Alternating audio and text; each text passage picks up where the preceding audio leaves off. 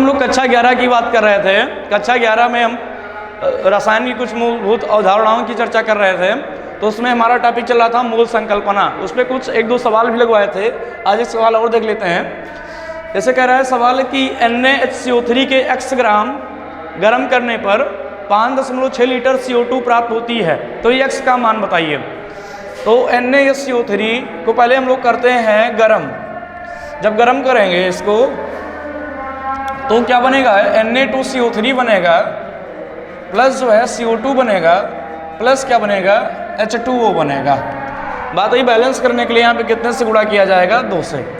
तो हम लोग एक टॉपिक पढ़े थे मूल संकल्पना, तो उसमें हमने ये सीखा था, क्या सीखा था देखो भाई, जैसे मोल और स्टाइक्योमेट्री में रिलेशन सीखा था, NaHCO3 बटे स्टाइक्योमेट्रिक कॉफिशिएंट ऑफ NaHCO3 बराबर Na2CO3 बटे स्टाइक्योमेट्रिक कॉफिशिएंट ऑफ Na2CO3 बराबर NCO2 बटे स्टाइक्योमेट्रिक कॉफिशिएंट ऑफ जो है CO2। सारी चर्चा हम लोग कर चुके थे।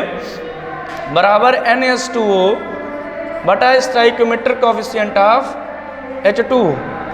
हमने कहा था सवाल जिसकी बात करता है हम भी उसकी बात करते हैं।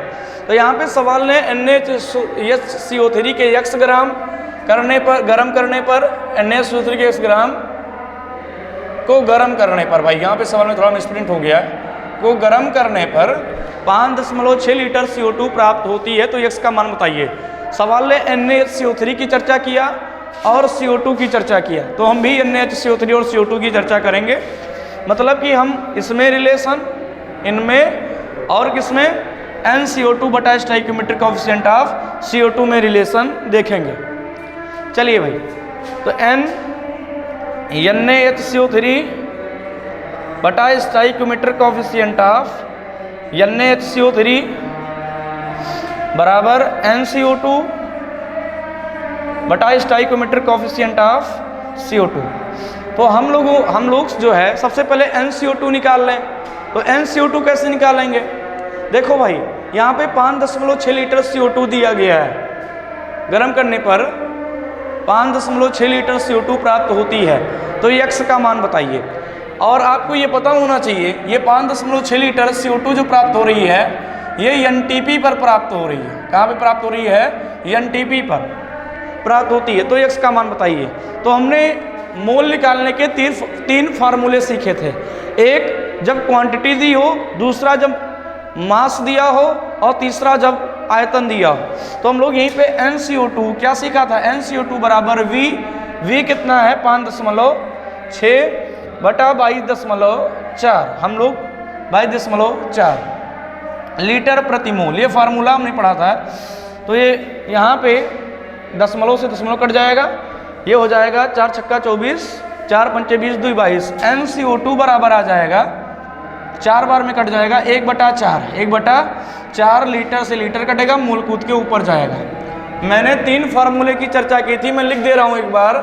N बराबर Q/N एक फार्मूला था, दूसरा था N बराबर W/M, यहाँ पे ये मॉलिक्यूलर मास था और ये वेट था।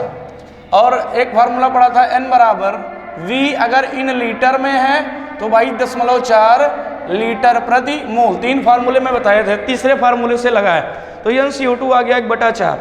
अगर NaHCO3 की बात करें तो हमें x ग्राम को गर्म करने पर इतना लीटर 5.6 लीटर CO2 NTP में प्राप्त होती है, तो x का मान बताना है। तो N बराबर होता है W/M, N बराबर होता है, N यहाँ पे निकाल देता हूँ, NaHCO3 बराबर N बराबर होता है W दूसरे फार्मूले से। W कितना है, x ग्राम बटे NaHCO3 का अनुभार कितना होता है, Na का होता है 23, और यहाँ पे 16 तिया 48, कार्बन का 12, 48, 50, 60, 60 1 61 हो जाएगा, 3 1 4 6 2 8, 84 होता है भाई, 84 ग्राम प्रति मोल, मतलब ग्राम मोल इनवर्स। तो ग्राम से ग्राम कट जाएगा, मोल इनवर्स ऊपर जाएगा, मोल आ जाएगा, मतलब आ जाएगा x बटा 84 बटा स्टाइक्योमेट्रिक कॉफिशिएंट ऑफ NaCO3 कितना है, 2 है, बराबर NCO2 कितना है, 1/4 है, फिर स्टाइकोमेट्रिक कोफिशिएंट कितना है, 1 है।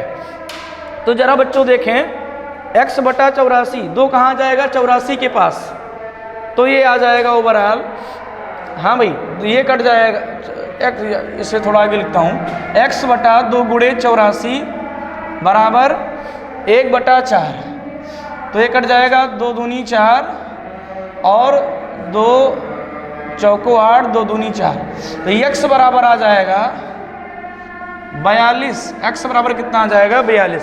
मात्रक जरा यहाँ पे देखो, ग्राम मोल इनवर्स था, ठीक है, x बटा 84, यहाँ पे मोल इनवर्स ऊपर जाएगा मोल, यहाँ भी मोल, मोल से मोल क्या उड़ जाएगा, कट जाएगा, मतलब कि आंसर आ जाएगा 42, वो भी किस में आएगा, ग्राम में आएगा, 42 किस में आएगा, ग्राम में। चलिए भाई नोट कर लीजिए, फिर हम नेक्स्ट बात करते हैं। CO3 गर्म करने पर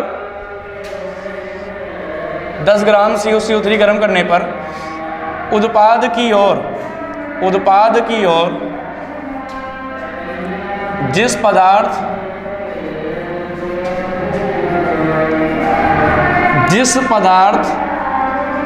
का ह्रास होता है, ह्रास मतलब कमी होती है, जिस पदार्थ की कमी होती है, जिस पदार्थ की कमी होती है उसकी क्या निकालिए। सवाल कह रहा है कि 10 ग्राम CO3 गर्म करने पर उत्पाद की ओर जिस पदार्थ का ह्रास होता है उसकी मात्रा ज्ञात कीजिए। हाँ भाई बढ़िया सवाल है ये भी, उसकी मात्रा ज्ञात कीजिए।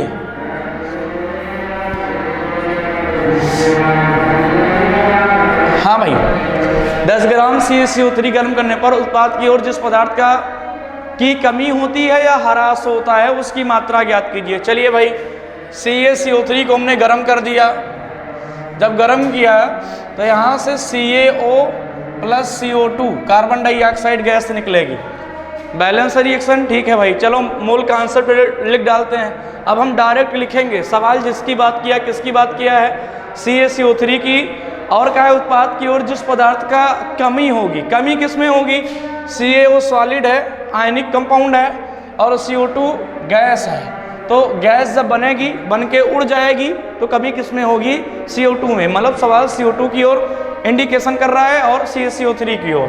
तो मोल कॉन्सेप्ट क्या हो जाएगा, NCaCO3 बटा स्टाइकोमेट्रिक कोफिशिएंट ऑफ CaCO3 बराबर NCO2 बटा stoichiometric coefficient of CO2।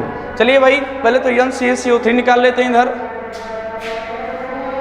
NCaCO3 बराबर WCaCO3, सवाल ने कितना ग्राम दिया है, 10 ग्राम। अब मात्रा निकाल लेते हैं, 16 × 48, ए बच्चा 16 × 48 12 60, 60 कैल्शियम का 40, हाँ 20 दूना 40, 60 40 100 ग्राम मोल इनवर्स, ग्राम से ग्राम कटा, 1 0 से 0 गया।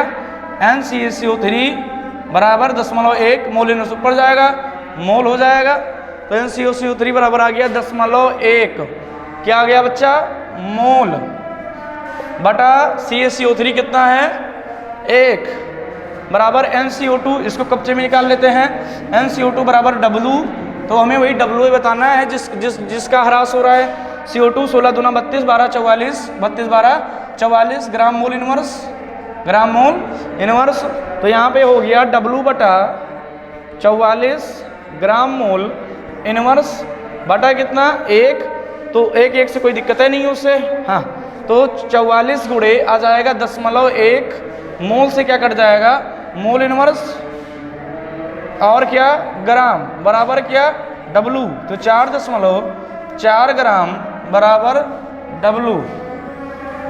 चलिए भाई ये आंसर हो गया, ठीक है। अब शेष प्रसारण